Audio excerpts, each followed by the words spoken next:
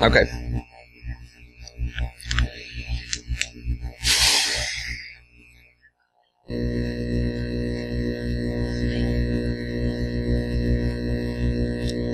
Alright, how's everyone doing? Alright, that awesome? Yeah, me too. This is awesome. 'Cause I found out I was going to be here literally just a couple hours ago. And probably about 2 hours ago, my slide deck decided to shit the bed, and I had to rebuild it. I think I got it at least enough to where we can talk about some stuff. Some of the stuff you might know, some of it you might not. But, you know, maybe we'll turn it into a Reddit Ask Me Anything or something. I don't know. We'll figure it out. Alright, so, this was originally going to be one of the mini lectures for the Lockpick Village. A funny thing happened to me on my way to the Lockpick Village, but this happened. 20 minutes, and I'm going to try and branch that out into an hour. And that's working from a broken slide deck, so we'll see what happens.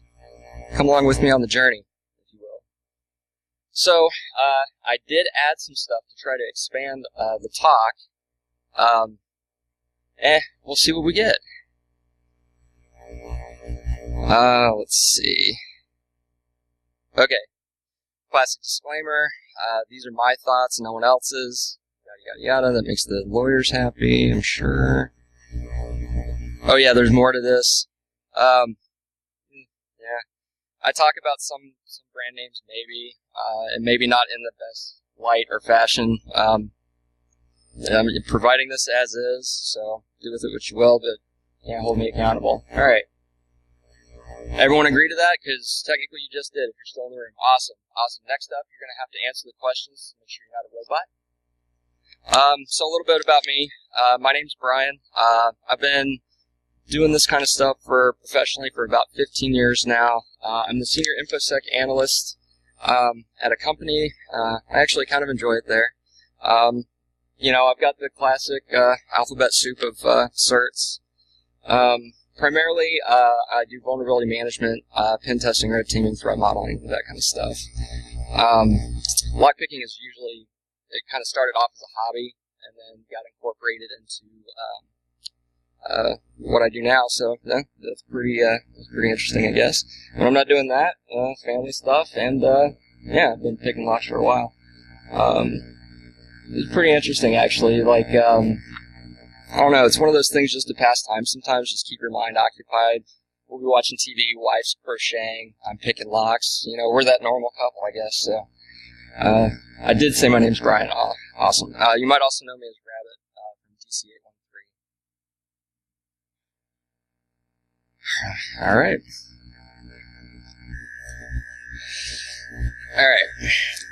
Like I said, stuff happened. And I did add some stuff to this, and I wasn't going to let that die off, because it's pretty interesting stuff that I haven't really, if I have heard about it being talked about, it's not to the depth that I had gone into it. I found some pretty neat stuff, so I figured we could, you know, kind of talk about that. It's in the same realm as lockpicking, so I guess you'd say bypassing, defeating a lock. So on top of going over the bypasses and stuff that normal lock sport won't usually go near. They know about it, but they won't like teach it or go in depth. That's not their primary focus or purpose. I have no problem talking about it. It's already known, and you know, when you're doing what I do, if you're trying to, you know, size something up, you have to be able to understand it, and you know, your normal criminal's not going to spend the time to pick a lock. They're going to bypass it because it's easier, or just kick the door in. You know, that's, you know, destructive. That counts. Got you in. It's noisy, but you can do it. So we'll touch on that stuff and anything that maybe not a whole lot of people are familiar with or want to know more about. Like we'll go into it. And of course, you can come by the Lockpick Village. We got all sorts of cool shit to play with. And, you know, we'll demo it a little bit better, and you'll have a closer look at it. I had videos. I had animations. I had all that. It died. So we're gonna just try and talk about it on a broad scale, I guess. But the stuff I did add is still sort of there. I was able to put that back together. We're gonna go over why less is more. This is stuff that I usually end up having to cover with people that come over and ask about, lockpicking or anything else to do with bypassing locks. So we're going to go over less is more. Improvised tools, no, not making lockpicks out of paper clips. You can do that. Any 9-year-old with a YouTube account probably has a video of them doing that. So go there for that stuff. There's been some interesting discussion within the DEF CON group, the local DEF CON group, about the common keys. I don't know why, like, all of a sudden this is, like, huge or whatever, but there's some stuff in there that not a whole lot of people seem to know about, and the ones that do aren't really talking about it, so I just figured I'd just throw it out there, Screw it, this was like the very last minute, why not toss in some stuff? Maybe some other stuff, we'll figure it out, like I said. Literally flying by the seat of my pants. Everyone cool so far? Alright, I heard a cool one, I'm going to keep going. Here it goes. Alright, quick review. Everyone understands how a lock works, right? Right? Because this is beyond lockpicking, so technically you should know a little bit about how this stuff works. Deviant, on his site, has some really nifty animations if you need to see this up close. But, I mean, even if you're going to bypass it, you still need to understand how the shit works. I always say, would you want a surgeon performing some sort of critical procedure on you if they never took anatomy? I mean, that's basically the way you want to look at that. So, alright, skipping past that. Okay, this is kind of where it fell apart, but I relisted stuff, and this is where we'll talk about some stuff. We're just going to go through this, as we can. I want to get to the other things that I'd added. This seems to be more interesting. Is there anything on this list y'all are either not familiar with, would like a little bit of elaboration on? Anything? Everyone is familiar with all of these techniques. And I put ... because, there's other stuff too. Just call it out. We can talk about it. Huh? Wrapping? Yeah, that's sort of a kinetic attack. I would kind of throw that in with snapping or bumping. Those are two separate lines, but technically, I always show them on the same thing. It's the same principle. Different technique, same principle. Certain locks, wrapping will work on, definitely. Especially handcuffs. That's certain handcuffs. That's pretty interesting how that works. If you want to see it demoed, because I don't believe I have my handcuffs with me right now, they're probably over in the Lockpick Village. I've got a couple of color-coded clear cuffs. I can show you that wrapping attack. I've got one that I know what it works on. So, anything else? Seriously, if you've been afraid to ask, now's not the time to be bashful. I'm up here, literally over a barrel. So, ask away. Like, trust me, I'm in a worse position. So don't be embarrassed.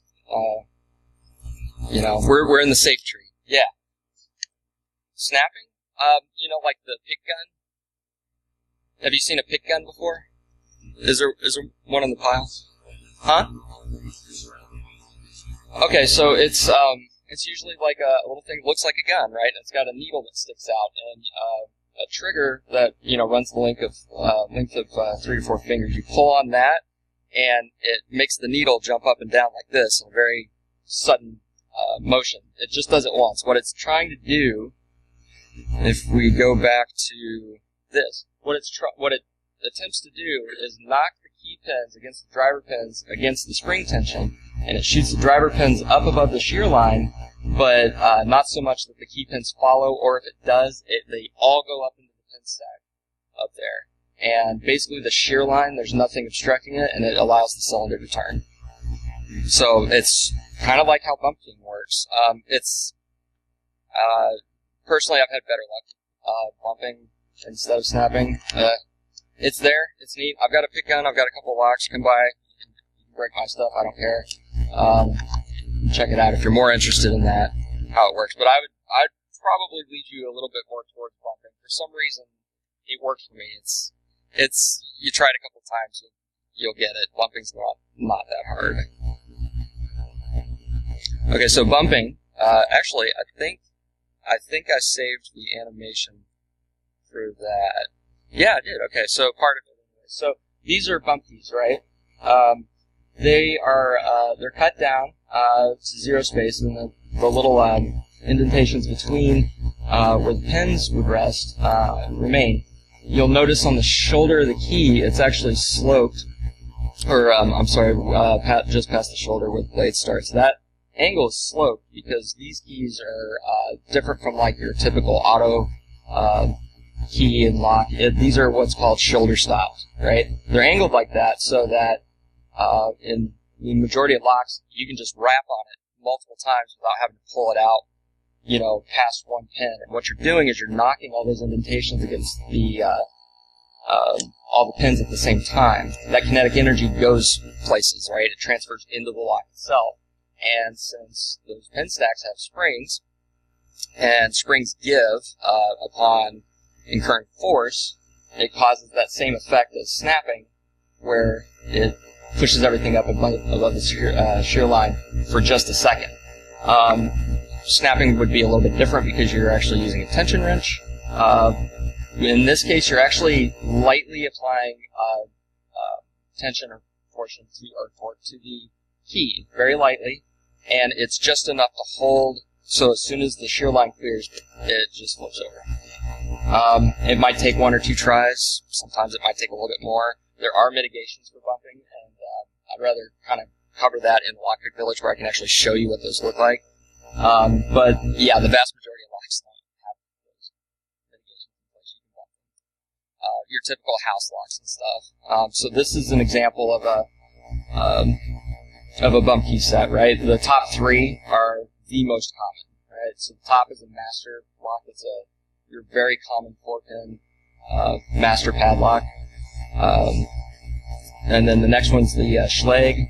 Or I'm sorry, when I said top three, I meant it's the master, the Schlage 5-pin, and the Quickset 5-pin. The other two are 6-pin. I don't run across those a whole lot, but you know it works. It's just another. You just have to have some way to be able to reach that pin, so they make these. Really, you can get by with the two 5-pins and the master lock key. That'll get you through the vast majority. If you're just going to start off with bumping, those are the three that I would start with. And the animation's dead. Okay, but I mean, you can still sort of see. You can still sort of see what it's doing. So you see the original picture of what the key looks like in the keyway, right? And then this is the bump key for that.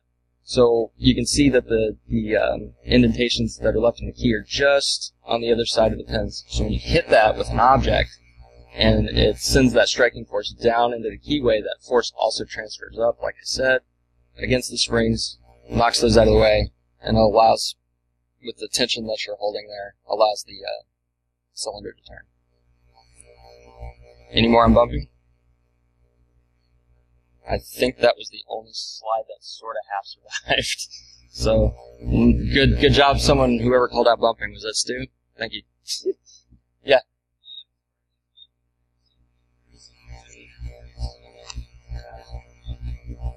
Not really. Nah, not really. They are there, and I've got links. I'm pretty sure are still there to Deviant's site, and you can just search on YouTube.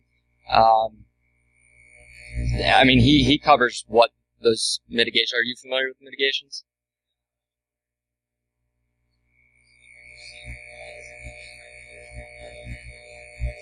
No. I mean, the risk is there. The risk is definitely there, and crimes do actually happen with that. In the enterprise space, if it's happening, it's not a too terrible whole lot. I really haven't. Usually, like, it's me just demonstrating, hey, this risk exists. Look what I can do. It's kind of neat. But, I mean, when you're talking the under-door tool, it's usually like hotels, motels, basically, that get hit. You know, like if they can shove something under the door and they know the person's not in the room, but all their shit's still in the room, they can go after that. And those are perfect targets because, you know, it's someone just passing through. It's a quick score. I mean, that's typically where you see it. And I've heard of hoteliers actually keeping under-door tools in case of walkouts, but I don't know. There's usually, with carded systems, there's usually ways they can just get right in. I mean, they don't have to use the under-door tool. Oh, yeah, the underdoor tool.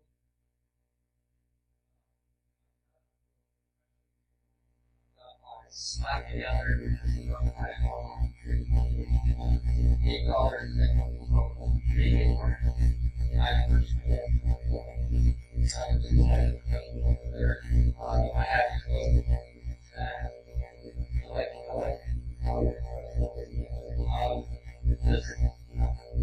So basically,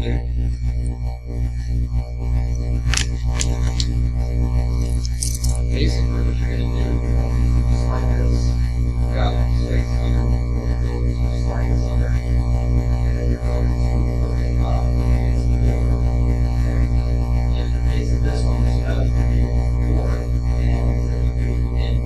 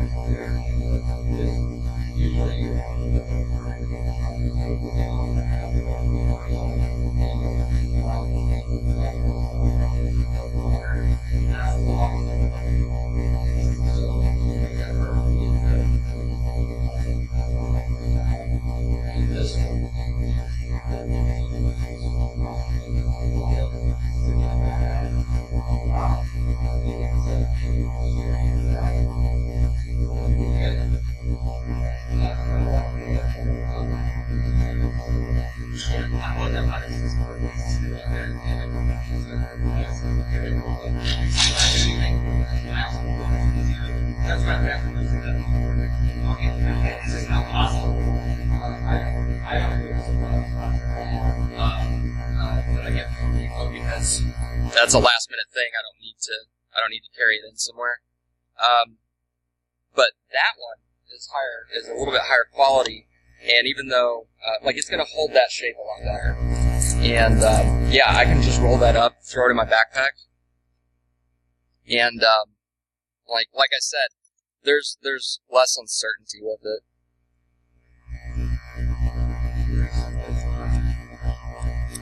Different sites have them. Mine came from a company called Hardcase. Hardcase Survival. They make it. I don't think Searpick has it on their site, but Sparrows has one.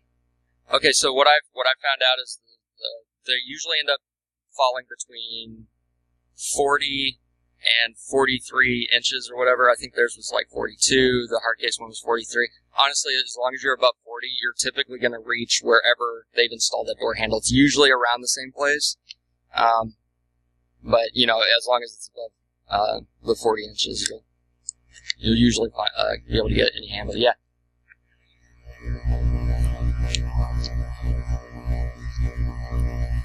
Occasionally, if it's like an older install, or if it's just jacked, or if you're trying to, okay, so in the case of a warehouse out in California, we'll say, you might have all sorts of stuff. You've got the desert if they're closer to the coast. You've also got the sea air. It's going to be kind of harsh on that. And the stuff when it's commercial grade is designed to withstand the elements, but it's only gonna go so long, so you'll eventually run into stuff that's gonna stick, and it's just being able to just work with it or find another way. It's kind of like when you come across a rusty lock. right, that you want to pick it. Give it a shot. Like, you're only going to be able to figure out how to do it on a shit lock by doing it. Like, you're never always going to have, like, the perfect scenario. It's like, not fresh out of the box, but actually, like, a year old with some use. Everything's nice and loose. It just goes. You're not always going to run into that. You're going to run into crappy padlocks that have been outside for years and basically rusted shut, barely work. You're going to have to figure, that's a totally different feel. It's the same thing. When you run across any part of a door locking system of any kind, locking systems in general, like, I mean, there are things that, move and, physical forces applied to them, and then they go through environmental stresses. I mean, this wear and tear is going to happen.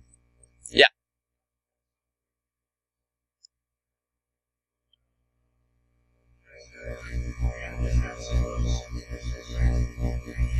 I actually, pretty sure it's still there, and if not, I will definitely make it available, and I will type it out for you. But I think I've got the links at the end of this for you, and talk to me afterwards. And the supplier that I talked to, Hardcase, gave me a 10% promo code to be able to give you guys. Anything else other than, like, destructive entry? Because, I mean, duh. Yeah.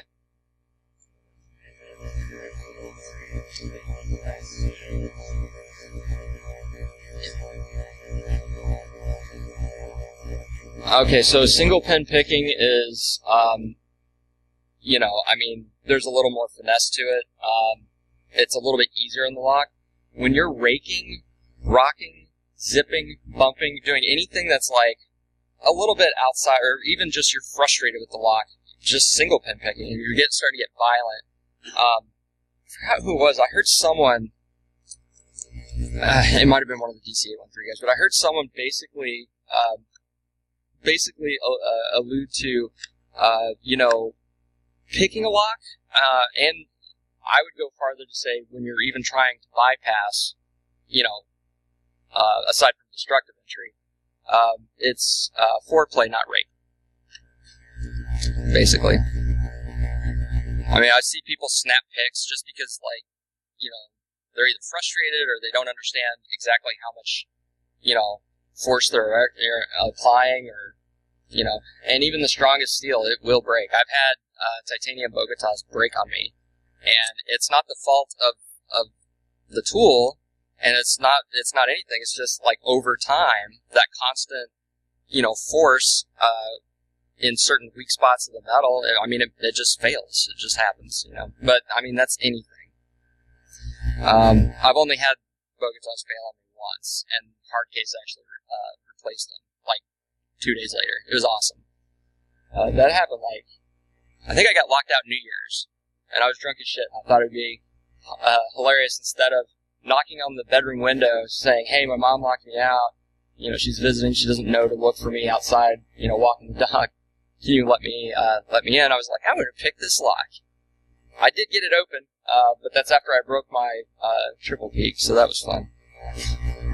No, yeah, it's 100% true. And they really did replace it, no questions asked, because I bought from them. So they guarantee all their stuff. It's pretty cool. But moving on. Anything else from here? Because there's some pretty interesting. How are we on time?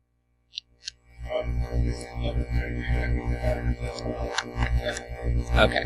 What I would like to do is move on from this. If you have other questions, or you were too chicken shit to ask here, that's fine. I get it. I'm just joshing with you. Come over. You can talk to me one-on-one. I don't mind. I like talking about this stuff, actually. It's, even if it's just the same things I end up repeating, I actually enjoy teaching. So come by and see me. I'll be less stressed once this talk is over, so I'll be way more willing to just be like, here's a bunch of stuff, play with it, I'll show you how it works.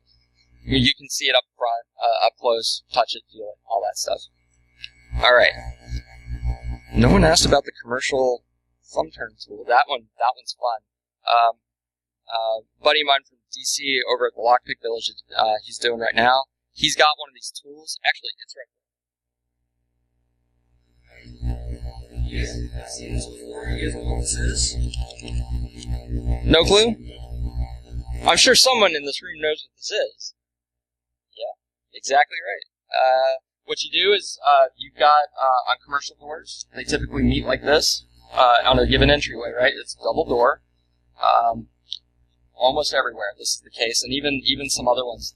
You still might be able to make this work. But typically those commercial storefronts where you've got like the two glass doors like this, there's gonna be some space in here, right? It's tolerance for how the stuff's built. It's just you can slide this through, move this over like that, and then once you catch on the thumb turn, you just turn it, and you can open the lock. So again, you're acting upon the lock, but just from the other side where it's assumed you're supposed to be there. So the mitigation for this would be have a key lock on the other side as well. But then they made another add-on to it was a different manufacturer from this one, but it's an add-on where you can actually put like a pick or a rake or some sort of tool, or the key if you can get a copy of it. We'll talk about keys here in a second. That was one of the things I want to talk about. And it's a little bit longer. You can actually stick it in, and if you're paying attention to what you're doing, you can kind of line it up, get it into the keyway, and open it. It's much harder. The whole idea behind all this is you're never going to make something pick-proof or, unbypassable, or someone's going to find out some way. It's going to be the simplest stupid thing, and they're just going to do it. All you're doing is you're moving the bar further away. Like they have to try a lot harder. They have to really want to get in. So you're just moving the goalpost. Interesting tool. Just swing by the Lockpick Village. Mick or one of us will show you how it works and let you play with it. It's really cool. Okay, all right. Let's get to some other stuff. These are the broken slides. Okay, I want to talk about why less is more. Don't be this guy.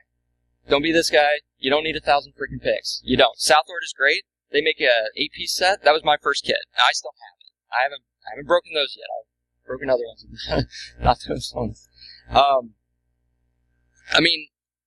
You'll buy something like this and spend hundreds of dollars, and at the end of it, you're like, there's 3 picks in there I like, and maybe 2 of the tension wrenches, and those are your go-tos. The rest of them, junk. It's just you don't need it. So, and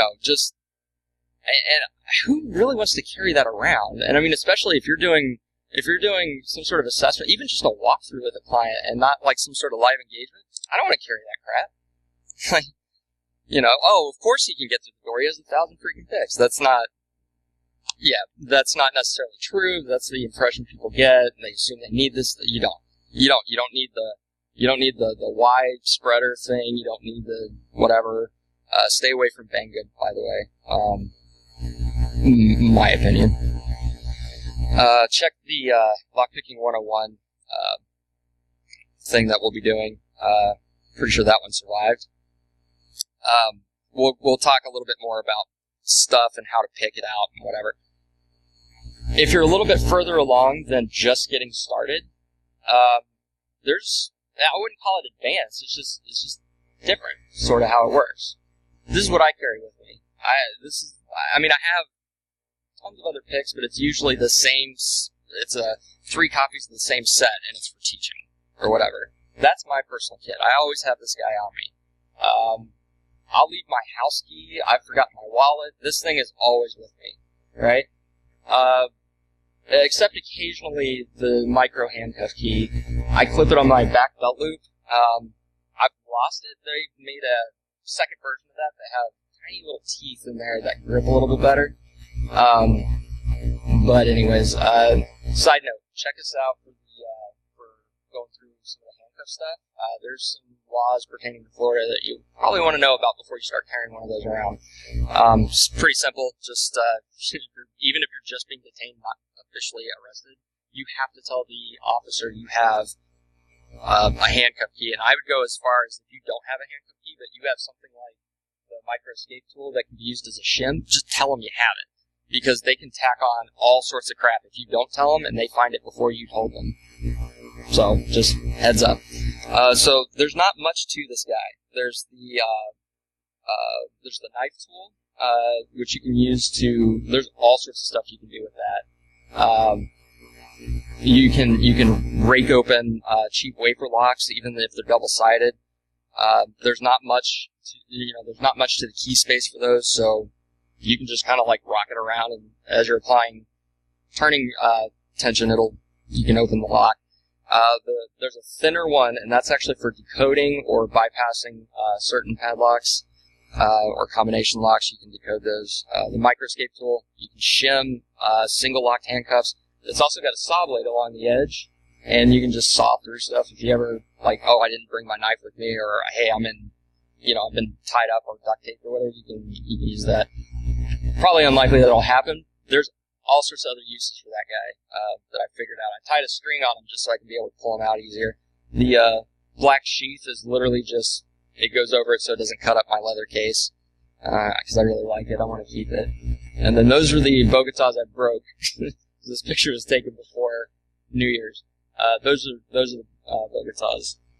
You've got a triple peak and a single hump, and whichever one you're using to manipulate the pins, the other one is used as your tension wrench. It's slightly different. You can rake, you can rock. It's more of a rolling motion with those guys. But even people that are just starting out have picked those up, or I've let them just kind of just see it for themselves. They'll eat through locks that, honestly, I mean, it's, like a Master 575.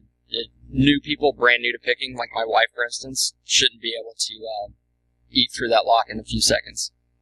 But she did. So, pretty interesting. Now, I did add one thing a couple months ago. Twist tie. Twist tie. That guy, it's interesting. I get that question a lot about, like, well, why that? And it looks like the video did upload. So, you can see where I've seated it in my little carry kit. We're going to try this. We're going to try this and see what happens. And just bear with me.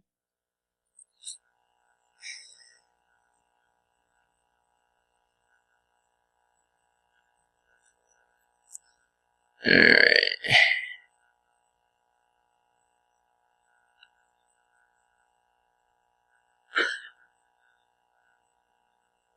This might be a little slow.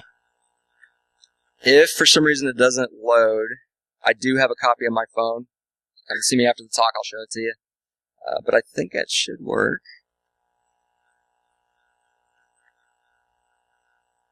It says it's there. I hope this is the right one, because there's certain ones I'm not supposed to be able to show you.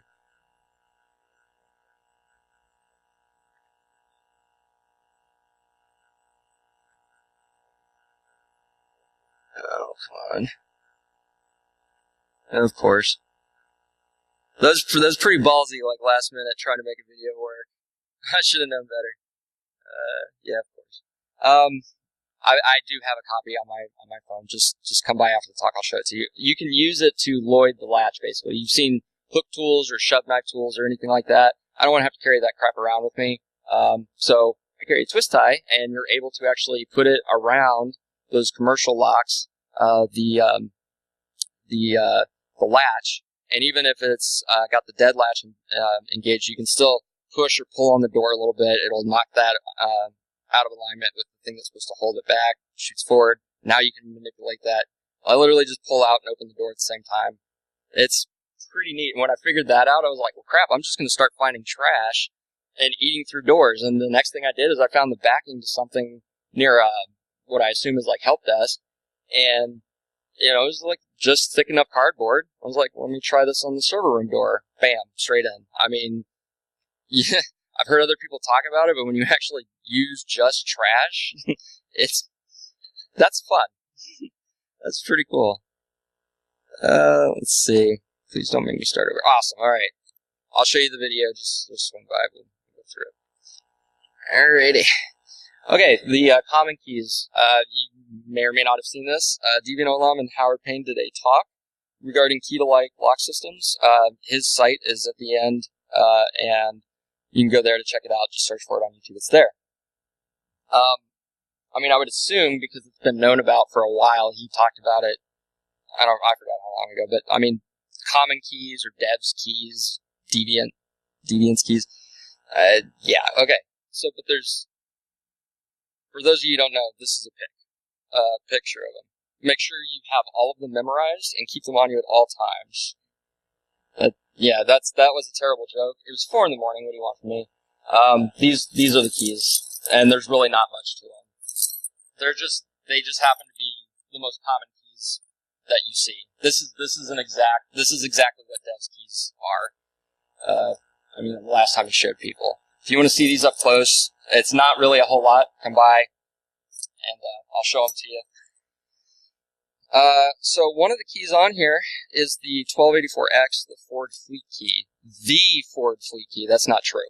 A lot of people had trouble sourcing this key.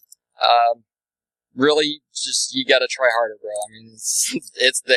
You just gotta look. But it's really so you have that key.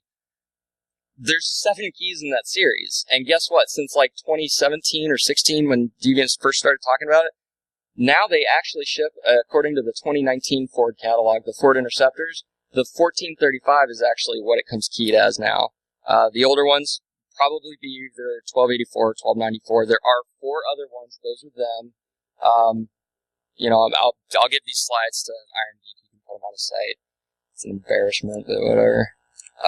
You can use Snap Decoder if you find a picker online and you can find the bidding for it. That's just a mobile app. Same guys that do Instacode. Let's see. This guy. That's supposed to mean I'm done. If you guys are cool, I'm just going to talk 5 more minutes. 5 more minutes. There's something else after this, and then I'll swear I'll let you guys eat and leave you alone. This is another view of that bidding code. It's a Ford 8-cut, so it's going to be double bidded, or there's going to be cuts on both sides, right? It's a wafer lock. It's a little bit stronger than, that other lock, like a single, like a